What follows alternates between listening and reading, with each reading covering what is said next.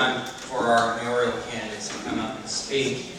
Whoever wins this primary, it is imperative, everyone in this room, everyone who cares about the future of the city, get behind them, support them, not just because you like one or the other, but because you love the city of Madison. First, we're going to start with Mindy McGee.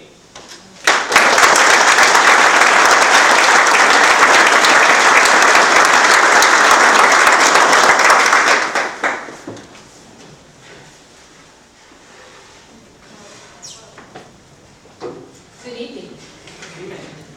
First, I want to say how very proud I am to be a Republican candidate for the Mayor of Madison, Indiana.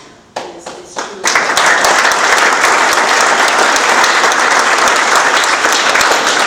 When I filed my candidacy back in January, the question that everyone was asking was, who is Mindy McGee? And then I see your head nodding there. I put some signs out, and I heard a little bit of, but who is she? And then I started wearing these buttons around, and people would point at me and say, do you know Mindy McGee? I said, you know what, I do know her.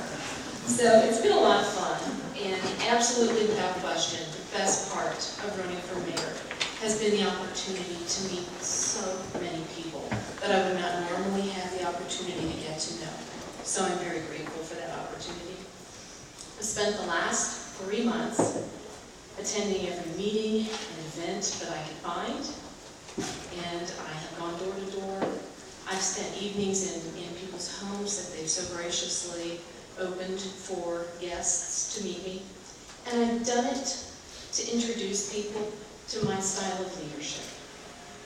And the style of leadership that I intend to show is the leadership that the citizens of Madison deserve.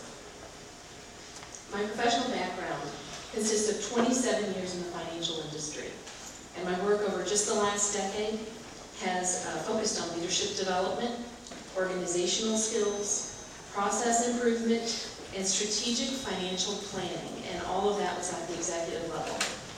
During that same time, for 9 years, I also developed and ran a successful small business in Madison's Main Street. My husband Rick and I live downtown with 2 of our children who are still at home, Katie and Max, while our oldest son, Ricky, attends Hanover College.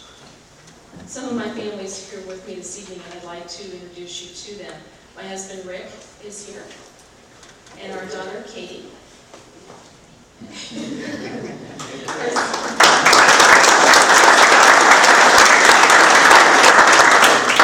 Max is very disappointed that he couldn't be here tonight. He's actually performing in Shaw High School's production of Cinderella tonight. So if any of you know Max, you know that he loves to be on stage. So he's really happy right now.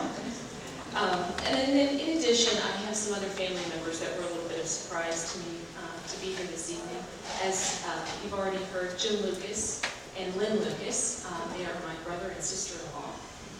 And their children, Maddie and Jack, my niece and nephew, are here. I wanted to introduce you to my family because they are such an important part of my decision to run for mayor. So many people have asked me why I wanted to do this. And one of the reasons has to do with a rule that we have in our household, and that is that we're not really allowed to complain about anything unless we're willing to also offer suggestions and volunteer our time to become part of the solution. So for me, it was time to walk that walk. And I'm standing before you here this evening because of that rule that I decided it was a good idea to institute. I can tell you one thing after listening to our citizens for the last 3 months. While many people share the same pride and love for this community that I have, we also share a great concern, and it needs to be addressed by brand new leadership. We have had frustrations and disappointments in the lack of leadership and misdirected short-term decisions of the current administration. They are very common themes of discussions, and frankly, we deserve better. We clearly must focus in a more business-like way to prepare for our future challenges while addressing the needs of our citizens today. We have to balance our need for services like the protection that our police officers provide and other similar services, with the very real need to be responsible with our taxpayer dollars. To do this, we must have a long-term plan to guide our decision-making. I'd like to talk about a few of Mayor Armstrong's promises in the 2007 campaign and what has actually resulted in his efforts of 3+ years in office. We have had no new major employers in spite of $1 million tax incentives, 2 trips to Japan, more land purchased for industrial use, tax monies both promised and spent with no commitment from any employer. The TIF zone has not been reduced as he campaigned, but has been completely embraced by Mayor Armstrong for land acquisition and condemnation, new employer incentives, and of course, roundabouts.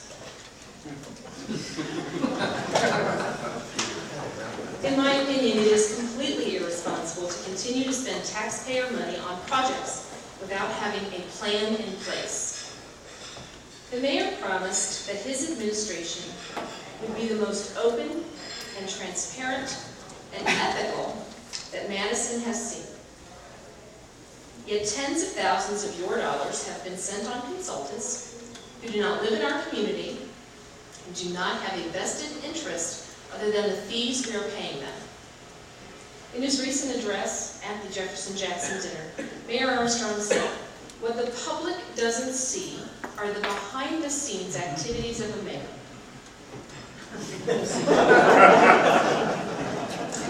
I don't know how long it's been since you've been at City Hall, but the mayor's office now has shutters across his office windows, and they are closed. True leadership does not hide behind closed doors or shuttered offices, making plans and decisions that involve only a few people, leaving us to read about it in the paper.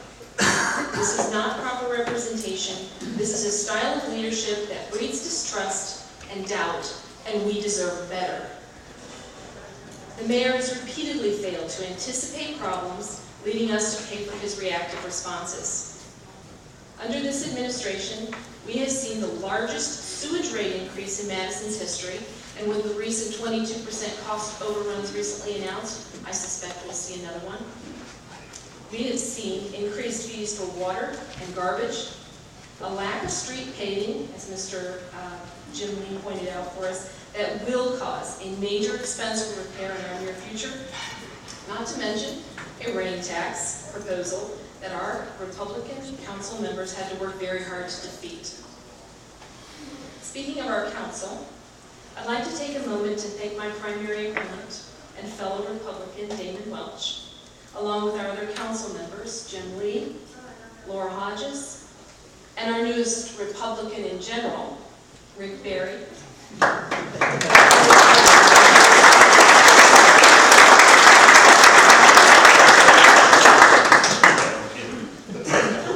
One positive decision that I believe Mayor Armstrong has made was in selecting John Wallace as our chief of police.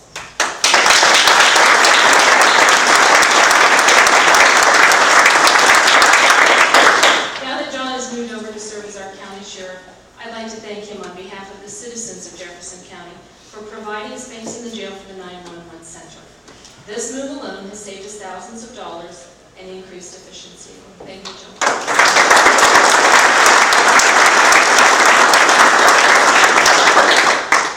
I believe it is imperative that we begin a process for long-term strategic planning for our city.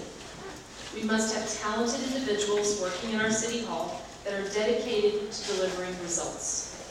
Our finances must be reported regularly and accurately and easily available to our citizens and council members, and we will not have to ask for that. It will be done. What the citizens of Madison deserve is a leader willing to tackle those issues and many more in a strategic but thoughtful manner with the long-term interests of the city at the heart of all decision-making. This year, Madison has the opportunity to elect a leader with a unique approach. Someone who has a track record of developing a long-term plan and a skilled team working together to achieve a common goal. It's a fresh approach to municipal government, and I get very excited when I think about the possibilities. This is the kind of leader I intend to be. If you're asked by someone who is Mindy McGee, I hope that you'll feel comfortable answering. She's a leader who wants the best for Madison and who can provide the passion and vision to make it happen. We deserve nothing less. I would be very happy to speak to any of you individually about your concerns or my plans at any time. I thank you for your time and your attention this evening, and I humbly ask for your vote of support on May 3rd. Thank you so much.